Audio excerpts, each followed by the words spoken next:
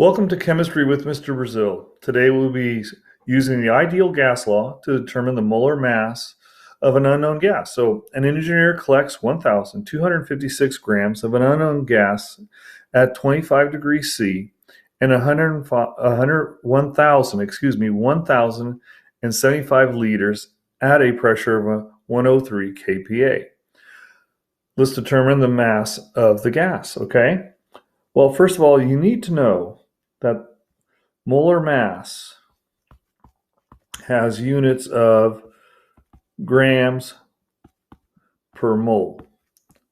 And so we do have the grams. We have 1,256 grams, but we need to find the mole.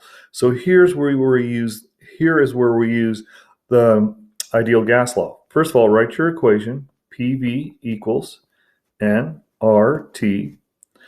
We're going to need to solve for n, which is the number of moles. So n equals PV RT.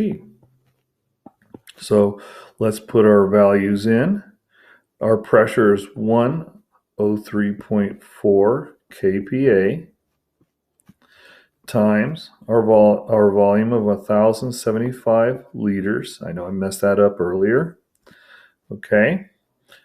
Now, I'm going to use for R, since we're in kPa, I'm going to use the 8.31 kPa liters mole Kelvin. Wait, we're in Kelvin, so we're going to need to convert that 25 degrees C. So I'm going to go 25 plus 273. I'm going to put the K on the outside so we make our units look proper. I'm going to fix this line here, make that look a little bit better just because I want to. And when we plug this into the calculator, we're going to find that it comes out to 44 point. I'm going to go a couple decimal places over because I just want extra. I know it's about 4 sig figs, but for now, I'm going to use more moles. Now we know the number of moles. Well, so since molar mass equals grams per mole, I'm going to write molar mass, and I want people to understand what I'm doing. So on your homework, you should do the same thing.